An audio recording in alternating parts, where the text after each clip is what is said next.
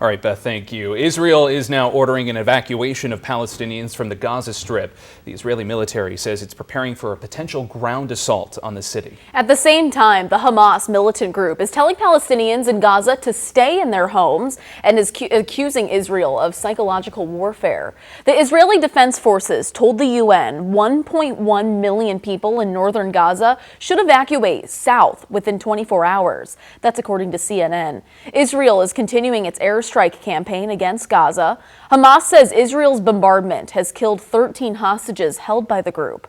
After 6 days, 1,300 Israelis have been killed with more than 3,000 injured. In Gaza, 1,500 people have been killed with more than 6,000 injured. The number of Americans killed in the conflict is now up to 27. The White House says it will start evacuating Americans from Israel starting today. Columbia's Jewish community held a vigil to honor their loved ones in the ongoing violence in Israel. Also honoring their loved ones is an MU student organization that held its own protest in support of Palestine. KMU8's Madison Ricks is live in the downtown newsroom to tell us more. Hey, Madison, good morning.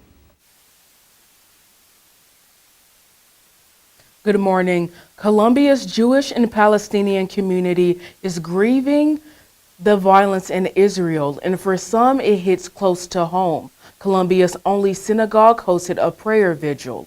Dozens gathered at Congregation Beth Shalom. One member of the congregation lost his daughter and son-in-law in the violence. Rabbi Matt Derenbacher says the vigil wasn't about politics. He says the synagogue is a safe place for anyone to grieve. I really want everyone to know, Jewish or not, regardless of one's politics, of one's ideologies, this should be a safe space for everyone. Despite praying for peace, the congregation is also staying vigilant. CPD officers were at the vigil for security reasons. Earlier in the evening, students and local leaders showing their support for Gaza joined together at Speaker's Circle. The organization hoped to spread awareness about the Israel-Hamas conflict and to mourn all the civilian lives lost so far. The event features speeches from the group's president and MU faculty members, condemning the violence and what they say are twisted narratives about Palestine. One participant says everyone needs to show more empathy. We need to be able to remove the blindfold, remove this tunnel vision, and realize that atrocities and civilian killings are happening on both sides, and that none of it should be encouraged. The organization plans to raise awareness on social media on the United States' involvement in the conflict. It also plans to continue hosting upcoming events. In the downtown newsroom, Madison Ricks, KMU8 News. Thank you, Madison. An Indiana woman charged with aiding in a 2019 murder in Callaway County pleaded guilty to hindering the prosecution of a felony. Emily Ricketts and her partner, Ruben Charles Cabrera, fled to Mexico after Charles Cabrera allegedly shot and killed a man near Highway 40. Court filings show Ricketts provided Charles Cabrera with transportation and money after the crime. Ricketts' sentencing date is set for December 5th. Police are still searching for Charles Cabrera. A youth football coach in St. Louis is in critical condition after he was shot at practice. Police say a father, upset over his son's playing time, opened fire on the coach. The father has been charged with assault and armed criminal action. Family members of the coach say that he is stable after undergoing surgery and is in good spirits. The Urban League of Metropolitan St. Louis is partnering with the city to offer counseling and prayers to others who witnessed the shooting. A former Columbia doctor accused of rape is scheduled to have a pretrial hearing this afternoon. Travis Burkhead was arrested last year after police say he assaulted a woman outside a bar on Business Loop. Court documents say the alleged assault was caught on surveillance video. Burkhead's trial is currently scheduled to start on Tuesday. Columbia residents are giving their input on what they want to see in their next police chief. The city sent out results of a recent survey, and the #1 qualification community members want for that person is to reduce crime.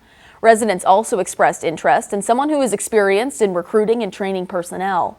They also want someone who is open and transparent. The last qualification community members say they want is someone with a track record of building community trust. More than 250 people in Missouri jails are waiting for transfers to hospitals for mental health treatment, a number slightly higher than last month. That's according to the Missouri Independent. Those 260 inmates have all been deemed unfit to stand trial and ordered into mental health treatment. But the Missouri Independent reports that many stay in jails for months because there are no available hospital beds to move them to. State officials are working on plans for a competency restoration program approved by state lawmakers earlier this year.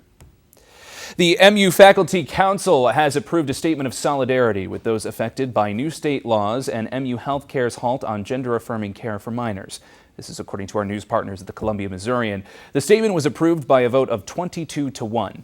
Previous statements presented to the council asked MU Healthcare to reinstate care for minor transgender patients who were receiving treatment prior to August 28th.